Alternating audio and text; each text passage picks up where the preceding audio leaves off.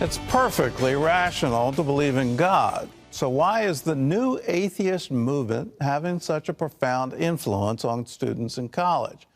Well, that's a question Scott Shay asked, and he decided to find the answer. Take a look.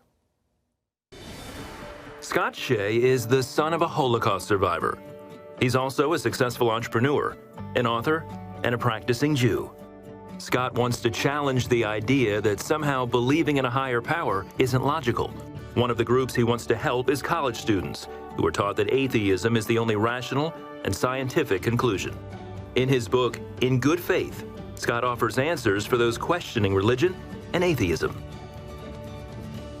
Well, please welcome to the 700 Club, Scott Shay. And Scott, let's kick it off with this new atheist movement. Why is it, I call it evangelical atheists.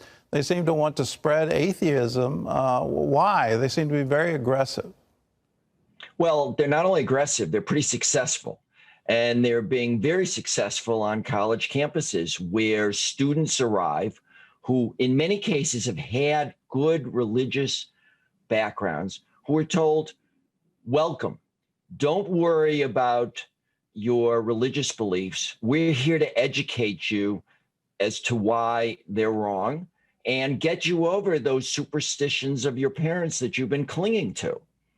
And I had so many friends, both Christian and Jewish, who said that their kids had gone to college and come back atheists.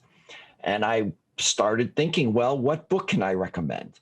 And I couldn't find one. So I finally figured this was too much of a crisis not to search within myself and try to write a book that I thought would answer questions for those seekers, thinkers, college students who are being taken in by, frankly, a set of idolatry that is permeating on many campuses. Well, tell us about your personal journey. How did you find belief in God?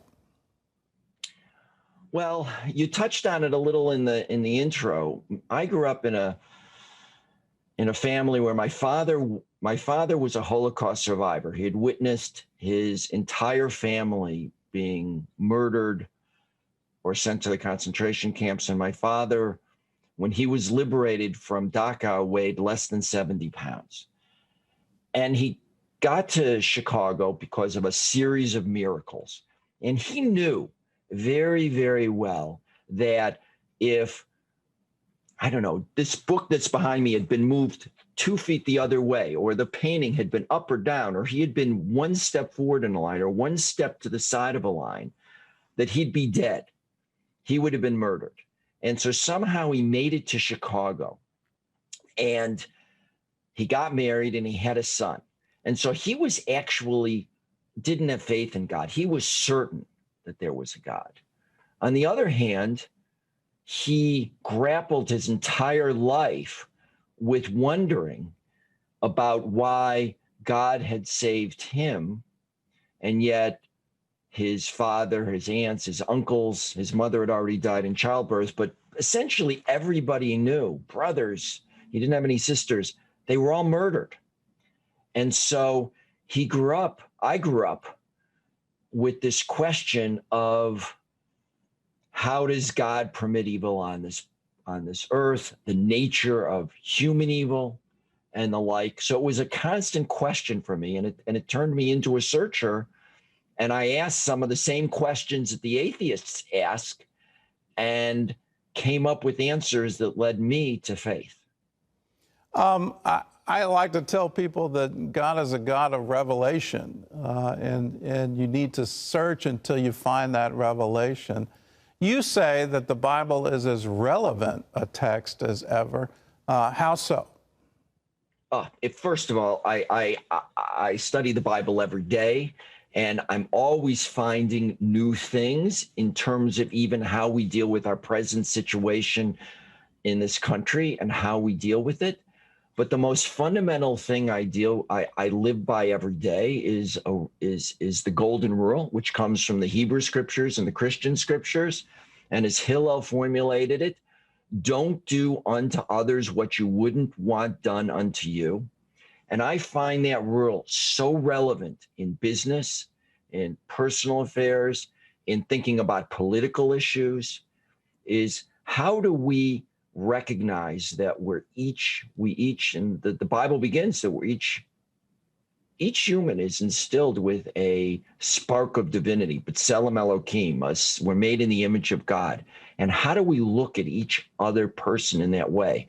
And so the Bible every day has an influence on my personal affairs and frankly on my business affairs, how I try to treat people in business and how I think people should ethically live their lives, which in the business world, which is really where the rubber meets the road. You know, how do you do stuff when money is at hand? How do you then keep a clear mind and do what the Bible tells you to do?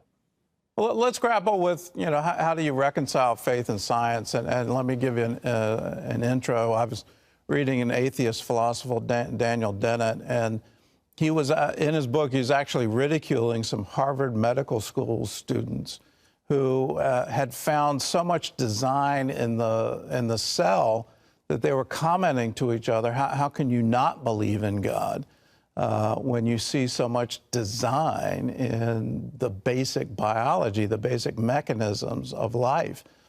So how do you reconcile it? For Daniel Dennett, he actually ridiculed those Harvard Medical School students that they obviously didn't understand evolution and they didn't understand Richard Dawkins, and design is just an illusion.